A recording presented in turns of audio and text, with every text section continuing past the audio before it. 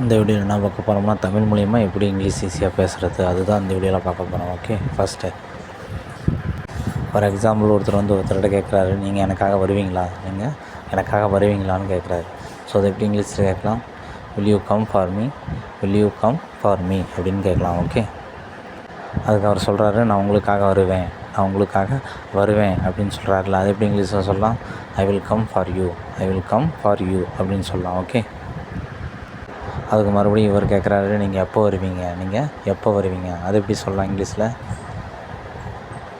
when will you come அப்படின்னு கேட்கலாம். Okay, அதுக்கு அவர் சொல்கிறாரு, நான் அடுத்த வாரம் வருவேன். ஸோ அதை எப்படி இங்கிலீஷில் சொல்லலாம்? I will come next week அப்படின்னு சொல்லலாம். ஓகே, அதுக்கு பிறகு மறுபடியும் இவர் கேட்குறாரு, நீங்கள் எப்படி வருவீங்க அப்படின்னு கேட்குறாரு. ஸோ அதை எப்படி இங்கிலீஷில் கேட்கலாம்? how will you come அப்படின்னு கேட்கலாம். ஓகே, அதுக்கு அவர் சொல்கிறாரு, நான் பஸ்ஸுலேயோ அல்லது பைக்லேயோ வருவேன்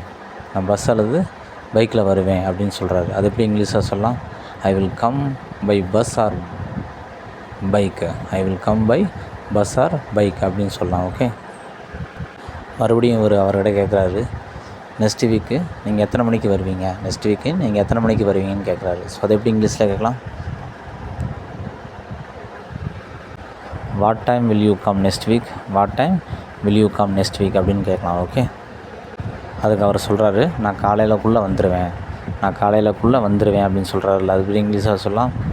ஐ வில் கம் பை மார்னிங் அப்படின்னு சொல்லலாம். ஓகே, ஸோ இந்த வீடியோ உங்களுக்கு ரொம்ப யூஸ்ஃபுல்லாக இருக்கு நம்புறேன். யூஸ்ஃபுல்லாக இருந்தால் லைக் பண்ணுங்கள், சப்போர்ட் பண்ணுங்கள், ஃபாலோ பண்ணுங்கள். ஏதாவது டவுட் இருந்தால் கமெண்டில் டைப் பண்ணுங்கள். தேங்க்யூ.